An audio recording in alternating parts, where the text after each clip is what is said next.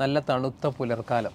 ഒരു ജാക്കറ്റിനുള്ളിൽ ഒതുങ്ങി ഇപ്പോൾ ഞാനിരിക്കുന്നത് ഡൽഹിയിലെ മുഗൾ ഗാർഡനുകളിലൊന്നിലാണ്. എന്നാൽ മുഗൾ ഗാർഡനുകളെക്കുറിച്ചാകട്ടെ ഇന്നത്തെ കഥ. നേരം പുലർന്നു തുടങ്ങുന്നേ ഉള്ളൂ. പക്ഷേ ഡൽഹിയിലെ എല്ലാ ഉദ്യാനങ്ങളിലും അതിരാവിലെ തന്നെ ആളുകൾ ഒഴുകിയെത്തും. വ്യായാമവും യോഗയും വായനയും ഒക്കെയാണ് പ്രധാനം. നിറയെ പൂക്കളും പച്ചപ്പും ശാന്തതയും ഉള്ളിടത്ത് പറവകൾക്കും ചിത്രശലഭങ്ങൾക്കുമൊപ്പം മനുഷ്യരും പറന്നെത്തുന്നത് സ്വാഭാവികം. കഥയിലേക്ക് വരാം. മുഗൾ സാമ്രാജ്യത്തിലെ ഭരണാധികാരികളുടെ പ്രധാന ഹോബികളിലൊന്നായിരുന്നു പൂന്തോട്ട നിർമ്മാണം. നിരവധി ഉദ്യാനങ്ങളാണ് അവരുടെ മേൽനോട്ടത്തിൽ നിർമ്മിക്കപ്പെട്ടത്. അവ മുഗൾ ഗാർഡനുകൾ എന്നറിയപ്പെട്ടു. ചാർബാഗ് എന്ന പേർഷ്യൻ ഉദ്യാനങ്ങളെയാണ് മുഗൾ ഗാർഡനുകൾ മാതൃകയായി സ്വീകരിച്ചത്. പൂക്കളും പുൽമൈതാനവും തടാകവും ഒക്കെ ചേർത്തിണക്കിയാണ് ചാർബാഗ് ഉദ്യാനങ്ങൾ നിർമ്മിക്കുന്നത്. മധ്യഭാഗത്തുകൂടി നടപ്പാതകൾ കൂടി ക്രമീകരിക്കുന്നതോടെ കാഴ്ചയിൽ 4 തോട്ടങ്ങൾ ദൃശ്യമാകും. അതാണ് ചാർബാഗ് അഥവാ 4 തോട്ടങ്ങൾ എന്ന പേരിനു പിന്നിലെ രഹസ്യം. വിശുദ്ധ ഖുർആനിലെ സൂറത്തുർ റഹ്മാനിൽ വലിമൻ ഖാഫ മഖാമ റബ്ബിഹി ജന്നത്താൻ വമിൻ ദൂനിഹിമ ജന്നത്താൻ,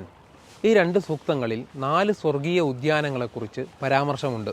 അതിൽ നിന്നാണ് ചാർബാഗ് എന്ന കോൺസെപ്റ്റ് രൂപപ്പെടുന്നത്. ഡൽഹിയിലെ ഹുമയൂൺ ടൂം ഗാർഡൻ, കാശ്മീരിലെ ഷാലിമാർ ഗാർഡൻ, താജ്മഹലിന് മുമ്പിലെ ഉദ്യാനം എന്നിവയാണ് മുഗൾ ഗാർഡനുകളിൽ ഏറ്റവും പ്രസിദ്ധമായത്. ഒരു ഉദ്യാനവും ഒരു പുസ്തകവും കൂടെയുണ്ടെങ്കിൽ നമ്മളെല്ലാം നേടി എന്നാണ് കവി വർണ്ണന. ഇത്തരം ഉദ്യാനങ്ങൾ നമ്മുടെ നാടുകളിലും ഉണ്ടാകണമെന്നാണ് എൻ്റെ ആഗ്രഹം. വീണ്ടും കാണാം.